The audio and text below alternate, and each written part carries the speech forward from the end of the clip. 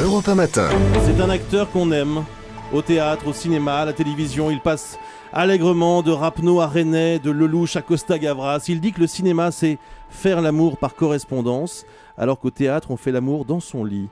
Ce matin, il est sorti de son lit, justement, pour être au micro d'Europe 1. Bonjour Pierre Arditi. Comment ça va? Et vous-même? Ça va pas mal, ça va au sens beckettien du terme. C'est-à-dire que j'avance vers la fin. Allons-y. La fin de Vous avez quoi, quelque chose, une question plus gaie à me poser? Oui, absolument. Je vais On vous en- continue de déconner. Vous serez mercredi à l'affiche du film La Fleur de l'âge, premier film réalisé par Nick Quinn avec aussi Jean-Pierre Mariel qui Oui. joue votre père Oui. et Julie Ferrier. On va en parler évidemment dans un instant. Vous avez entendu, comme nous tous, les titres de l'actualité. Oui. J'aimerais avoir votre sentiment. Est-ce que vous êtes particulièrement sensible, certainement comme tous ceux qui nous écoutent, à ce record du chômage? Vous qui aviez d'ailleurs évoqué ce sujet de l'emploi lorsque vous aviez fait campagne pour François Hollande. Qu'est-ce que ça vous inspire ce matin? Ça m'inspire surtout, malheureusement et pour le moment, une formidable impuissance à régler un problème qui est majeur et qui débouche sur toute une série de discours qui sont pas écoutables, d'une part souvent par des gens qui sortent du pouvoir, qui étaient là depuis 10 ans et qui subitement, par miracle, en claquant des doigts, auraient toutes les solutions. Donc on se demande bien pourquoi ils les ont pas mises en place avant. Voilà, la Bastille est envahie, on n'en parle plus, et j'ai des gens que je respecte beaucoup de ce côté-là, c'est pas le problème. Enfin, maintenant, il y a un président nouveau depuis Maintenant, il y a un un an. président nouveau pour lequel j'ai voté, Voilà. évidemment, que j'ai soutenu, mais Mais c'est de l'impuissance ou c'est un échec? écoutez, c'est tout en même temps. C'est-à-dire qu'on peut peut-être, parce qu'on me dit tout le temps, qu'est-ce que vous... comment vous jugez? D'abord, je ne me permettrai pas de juger, parce que je serais bien incapable de faire quoi que ce soit dans ce domaine-là. Je peux juste vaguement un peu blablater, mais on ne peut pas être populaire quand on est en face d'une crise comme celle qui frappe l'Europe et pas seulement la France. Et la France a l'air de plutôt, pour le moment, jusqu'à preuve du contraire, s'en sortir un tout petit peu mieux que les autres. Et puis, à un moment donné, comment voulez-vous être populaire en annonçant des mesures comme ça qui sont malheureusement indispensables? Je regardais hier soir, dans la nuit, à la télévision, toute une série de déclarations des différents chefs d'État qui viennent de se succéder. Et ils ont tous, absolument tous, le même discours, le discours, la lutte contre le chômage, machin. Ils ont tous les mêmes mots. Tous nous disent qu'ils vont nous en sortir, et tous nous en ont plus ou moins pas sortis. Mais parce Pierre que Arditi, c'est vous très n'attendiez compliqué. pas mieux de François Hollande, Mais écoute, honnêtement? attendez, le temps des médias ne peut pas être le temps de la politique. Il faut arrêter avec ça. Ça On fait peut pas un an quand même. Mais c'est rien un an. C'est quoi un an, Bruce Toussaint? C'est un cinquième Mais c'est du que quinquennat. dalle. C'est même pas une saison théâtrale. Rien du tout. C'est rien du tout pour traiter des problèmes. Pareil, on peut pas claquer les doigts en disant « Ah mais comment? Ça va trop lentement ?» On est d'accord. Ça va pas assez vite. Il y a trop d'injustice. On est d'accord. Mais qu'est-ce que vous voulez que je vous dise?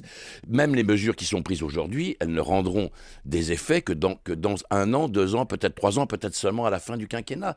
Alors on peut reprocher même jamais. on peut leur reprocher d'avoir été un peu trop optimistes, de ne pas avoir, ce qu'on leur reproche d'ailleurs, ce qu'on ne manque pas de leur reprocher, de ne pas avoir perçu que cette crise n'était pas arrivée à son terme et qu'au contraire, on était seulement en train d'entrer dedans. C'est bien possible. Mais enfin, qui aurait pu prévoir ça de cette manière-là? Absolument personne, même pas Madame Soleil. Alors pourquoi voudriez-vous que cela... Donc, à un moment donné, il faut accepter que tout ça va être difficile. Alors, voilà. Pierre Et Arditi, moi, je m'en fous, j'ai pas à me faire élire, donc je peux le dire.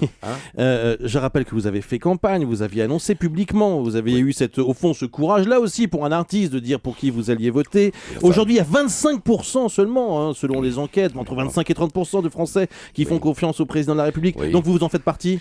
Non, bien sûr.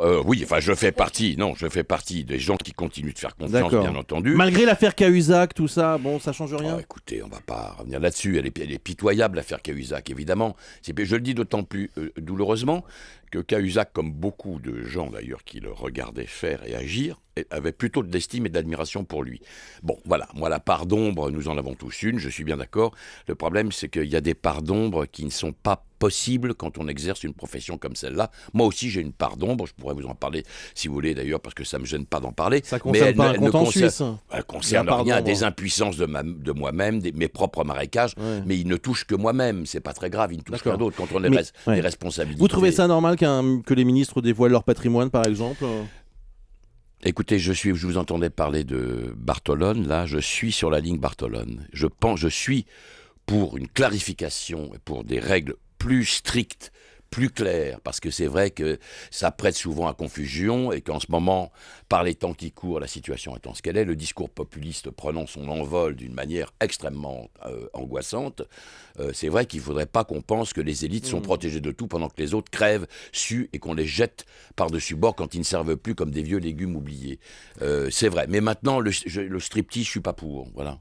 Alors, dans ce climat un peu particulier, il faut bien le dire, vous venez nous parler d'une comédie. Voilà. Alors, c'est s'appelle... ce que je disais juste avant d'entrer dans ce sujet. C'est quand même formidable d'être au milieu de ce fatras de merde, de bordel, et de venir parler d'un film. C'est quand même épatant. C'est vrai que c'est difficile. Juste, mais vous venez parler de ce film parce que c'est une comédie, je le disais. C'est très réussi d'ailleurs. Ça s'appelle La Fleur de l'âge. Mais c'est aussi sur un vrai sujet de société. Ça parle de la vieillesse, ça parle de la dépendance. Vous êtes un sexagénaire en pleine forme, animateur de télé qui est subitement confronté à une réalité assez dure. C'est que votre père, Jean-Pierre Mariel, ne peut plus vivre seul. Il lui faut une infirmière. Il est en fauteuil roulant et ça va bouleverser sa vie et votre vie. Oui, ça va bouleverser sa vie, mais le film parle moins finalement de la vieillesse que de quelque chose qui nous touche ou nous touchera tous à un moment ou à un autre. C'est que le temps fait que nous devenons à un moment donné le parent de nos parents.